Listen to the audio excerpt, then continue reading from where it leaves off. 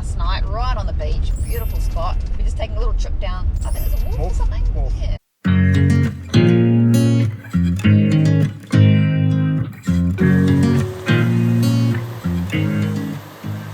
So what's the pier originally used for? The wharf was used for the export of wool. It's got rails down it, which used to have the trolleys loaded up with wool sacks. So where did they export the wool to? I would have thought all over the world. So how long ago was that? Would have been the early 1900s, 1920s, 30s. Unfortunately, the piles on the pier have deteriorated, so it's unsafe to go on, and there's a closure notice on it.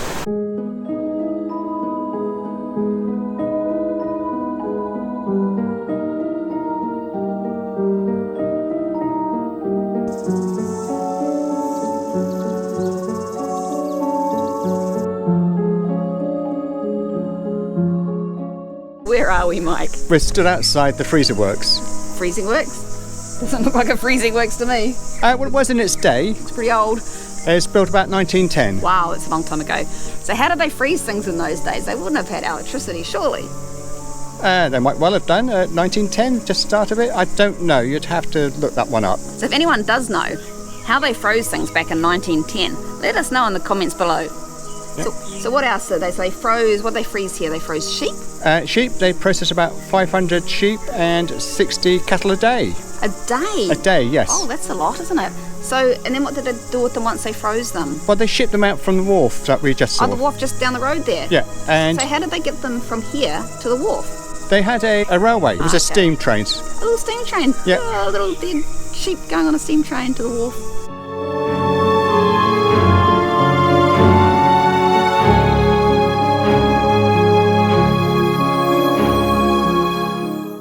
We've just been through a little town called Tokomaru Springs, and we've turned off and we're going to head down to Waipiro Bay. It's about 6 kilometres to the bay from Tokomaru Springs, and then I think it looks like there's another road we can go back out on to pick up the main road again.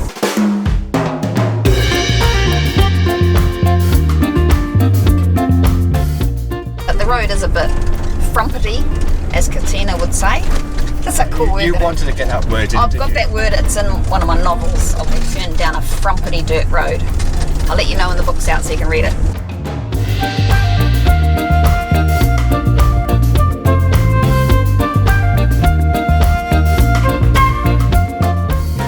So we're in Waipiro Bay. I still don't think I'll go boogie boarding in that surf. Nah, they're pretty big waves. And there's nobody else here. We're the only ones. It's glorious. Yeah, it's lovely.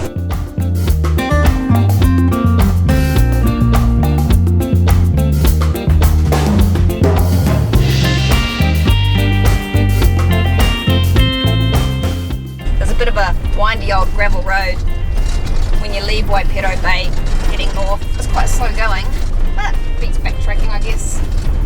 What do you think? Yes.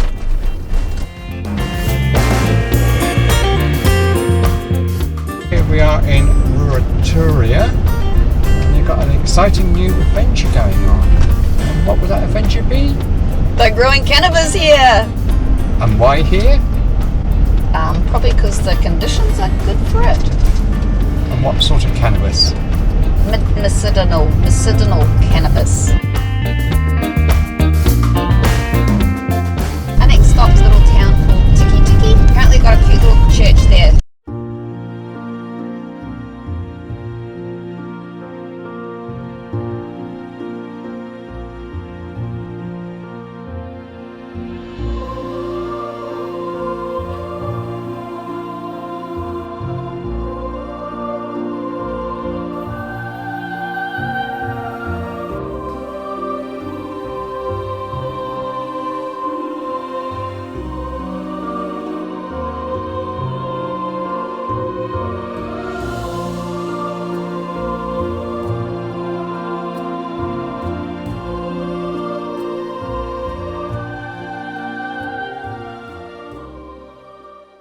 So what's behind us then, Joe? There's a massive Pohutukawa tree.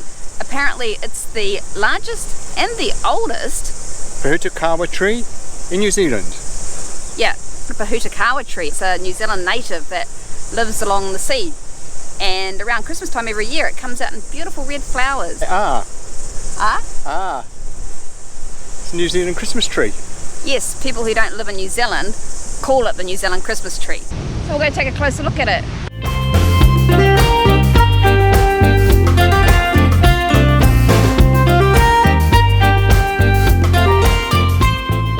So we're now heading out to the Lighthouse.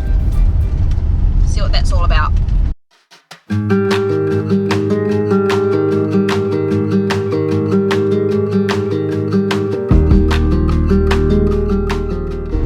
Oh, there's cows everywhere. Naughty cows. Get back into your paddock. Just driving down towards the Lighthouse, and we keep on having to stop for cows all over the road. What do you have to say about that, Mike? Move over. Down by the sea, at the edge of the water, the coming way. So we're just driving along a perilous winding road with sheer drops down the side to the beach, and now there's a lighthouse up there in that there hill, and I know that Mike's going to want to climb up there. Yep. Ugh. Get your walking shoes on.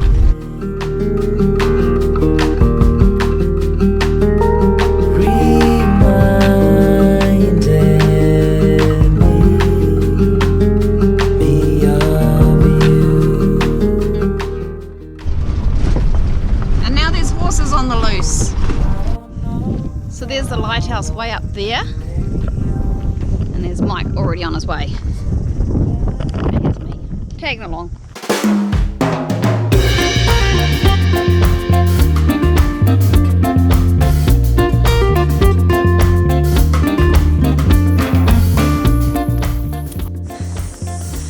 Oh, how on earth can I be so unfit?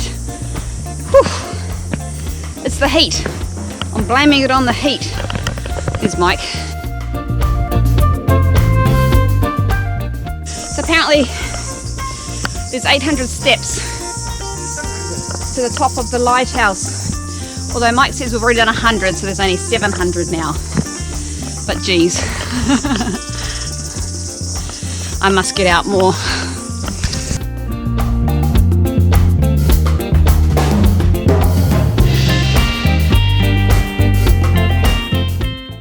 Apart from my heavy breathing, it's very quiet up here.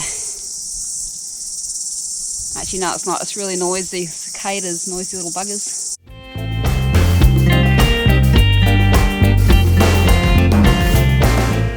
There it is. We made it. So we made it. But look, stunning view. 800 steps up here. It was so hard work in this heat. I'm not going to do it tomorrow morning though.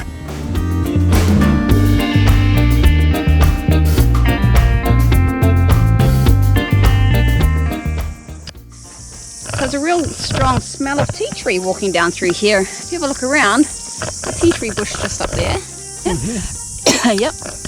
There's another one down there. There's another one down here. It smells delicious. If you just want to pick some and take it home and smell our car out. It's better than some of the smells it's got in there. Yeah, it's a good natural antiseptic.